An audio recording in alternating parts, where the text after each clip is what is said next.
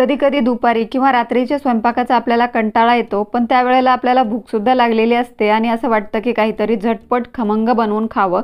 अशा वेळेला तुम्ही हे अगदी झटपट मस्त खमंग खुसखुशीत बाजरीच्या पिठाचे थालीपीठ बनवून खाऊ शकता।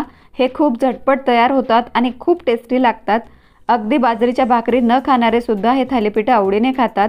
नमस्कार, बोलीज किचनमध्ये आज आपण मस्त खमंग खुसखुशीत बाजरीच्या पिठाची थालीपीठ बनवणार आहोत। तर त्यासाठी इथे मी एका परातीमध्ये 2 कप बाजरीचं पीठ घेतलेलं आहे आणि त्यामध्ये एक मोठी वाटी भरून बारीक चिरलेली कोथिंबीर घातलेली आहे। तुम्हाला हवं तर तुम्ही यामध्ये कोणत्याही तुमच्या आवडीच्या भाज्या सुद्धा कट करून घालू शकता। त्यानंतर 1 चमचा बेसन पीठ, 1 चमचा तांदळाचं पीठ, पाऊण चमचा हळद, 1 चमचा जिरं पूड, 2 टेबलस्पून तीळ घालायचे। त्यानंतर मी इथे 4-5 हिरव्या मिरच्या आणि 8-10 लसूण पाकळ्या मिक्सरमध्ये छान बारीक वाटून घेतलेलं आहे। ते सुद्धा आपल्याला यामध्ये घालायचं आहे। मिरचीचं प्रमाण तुम्ही आवडीनुसार कमी जास्त करू शकता। चवीनुसार मीठ घातलेलं आहे मी इथे। आता कोरडं असतानाच हे सगळं आपल्याला व्यवस्थित मिक्स करून घ्यायचं आहे आणि त्यानंतर यामध्ये थोडं पाणी घालून आपल्याला हे पीठ छान आपण जसं कणिक मळतो त्याप्रमाणे मळून घ्यायचं आहे। मला इथे 3 माणसांसाठी हे थालीपीठ बनवायचे, तर त्यासाठी मी 2 कप बाजरीचं पीठ आणि 1-1 चमचा यामध्ये बेसन पीठ आणि तांदळाचं पीठ घातलंय। तर तुम्ही इथे बघू शकता अशा पद्धतीने थोडं पाणी घालून आपल्याला छान असं हे पीठ मळून घ्यायचं आहे। जर तुम्ही माझा व्हिडिओ पहिल्यांदा पाहत असाल आणि तुम्हाला माझ्या रेसिपी आवडत असतील तर व्हिडिओला लाईक करा आणि चॅनलवर नवीन असाल तर चॅनलला सबस्क्राईब करा। तर बघा इथे मी थोडं पाणी घालून पीठ छान मळून घेतलेलं आहे। खूप जास्त घट्टही नाही आणि खूप जास्त पातळही नाही। तर आता लगेचच आपल्याला या पिठाचे अशा पद्धतीने उंडे बनवून घ्यायचेत, जेणेकरून आपल्याला पटापट थापायला बरं पडतं। तर इथे मी या पिठाचे 6 उंडे बनवून घेतलेले आहेत। अशा पद्धतीने मध्यम आकाराचे मी इथे हे जे गोळे आहेत ते बनवून घेतलेले आहेत। तर आता आपण याला लगेचच थापायला घेऊया। तर थापण्यासाठी इथे मी पोळपाट घेतलाय। पोळपाटावरती एक कॉटनचा कपडा मी टाकलेला आहे ओला करून।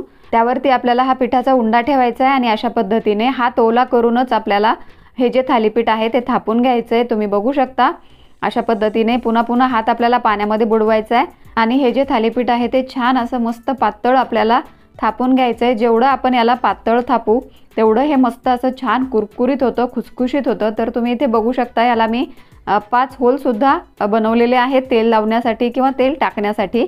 आणि इकडे थालीपीठ भाजण्यासाठी मी गॅसवरती तवा सुद्धा गरम करून घेतलाय। आता या तव्याला आपल्याला तेल लावून छान असं पसरवून घ्यायचं आहे आणि यावरती आपण थापलेलं थालीपीठ आपल्याला अशा पद्धतीने टाकायचं आहे। तुम्ही बघितलं इथे आपण ज्या कपड्यावरती थालीपीठ थापलं होतं तो कपडा एका बाजूने आपल्याला उचलून तव्यावरती टाकायचा आहे आणि थालीपीठ सोडवून आपल्याला कपडा अलगद वरच्या वर उचलून घ्यायचा आहे। तर इथे बघा 2 मिनिटं थालीपीठ छान असं भाजलेलं आहे। हाय किंवा मीडियम कोणत्याही फ्लेमवरती तुम्ही याला भाजू शकता। अगोदर वरच्या बाजूने तेल मी टाकलेलं आहे आणि त्यानंतर थालीपीठ पलटी करून घेतलेलं आहे 2 मिनिटांनंतर। आणि आता दोन्ही बाजूने छान असं आलटून पलटून मस्त खरपूस होईपर्यंत आपण याला भाजून घेऊया आणि बाकीची सगळी थालीपीठं सुद्धा आपण याच पद्धतीने बनवून घेऊया। तुम्ही हे थालीपीठ दही, लोणचं किंवा शेंगदाण्याच्या चटणी बरोबर खाऊ शकता। अप्रतिम लागतात किंवा असेच खाल्ले गरमागरम तरी सुद्धा खूप छान लागतात। तुम्हाला याच्यासोबत खाण्यासाठी वेगळी अशी भाजी बनवण्याची सुद्धा गरज नाही आहे। तुम्हाला हवं तर तुम्ही याच्यामध्येच पालक, शेपू, मेथी, कांद्याची पात कट करून घालू शकता आणि ते मुलांना कळत सुद्धा नाही। जर मुलं कोणत्या भाज्या किंवा भाकरी खात नसतील तर या पद्धतीने बनवलेली थालीपीठं मात्र ते आवडीने खातात। माझी मुलं सुद्धा बाजरीची, ज्वारीची कोणतीच भाकरी खात नाहीत, पण ही बनवलेली थालीपीठं मात्र ते आवडीने खातात। त्यामुळे तुम्हाला आणि तुमच्या मुलांना सुद्धा ही थालीपीठं खूप आवडतील। नक्की करून बघा आणि केल्यावर कसे झाले हे मला कमेंट करून सांगायला विसरू नका। जर ही रेसिपी तुम्हाला आवडली असेल तर व्हिडिओला लाईक करा, जास्तीत जास्त शेअर करा आणि अशाच सोप्या टेस्टी रेसिपीसाठी आपल्या बोलीज किचनला सबस्क्राईब करा। पुन्हा भेटूया अशाच एखाद्या सोप्या टेस्टी खमंग खुसखुशीत रेसिपीसोबत। तोपर्यंत मस्त खा आणि स्वस्त रहा। थँक्यू।